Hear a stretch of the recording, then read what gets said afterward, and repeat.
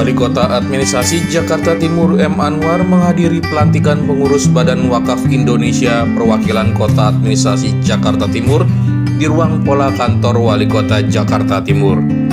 Disaksikan Wali Kota Ketua Badan Wakaf Indonesia Provinsi DKI Jakarta, Kiai Haji Ali Sibro Malisi melantik 12 orang pengurus Badan Wakaf Indonesia.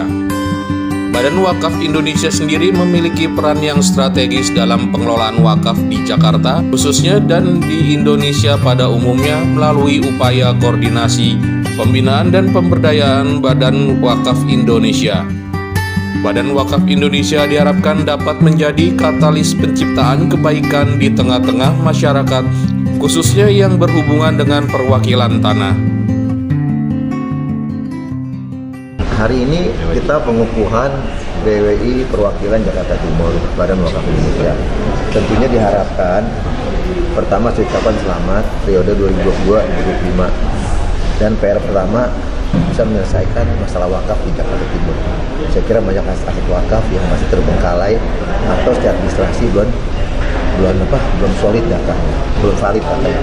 Jadi perlu ada verifikasi datanya, termasuk sertifikatan dan sebagainya. Diharapkan dengan pengurus baru ini bisa lebih sinergi dengan kolaborasi dengan instansi terkait supaya menyelesaikan masalah-masalah yang ada.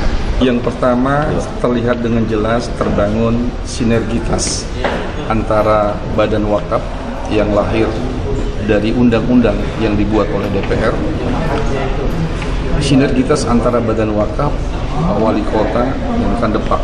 Jika ini terjadi sinergitas ini, kemudian terus dikembangkan menjadi kolaborasi, tidak mustahil kita bisa menjaga dan mengamankan aset wakaf.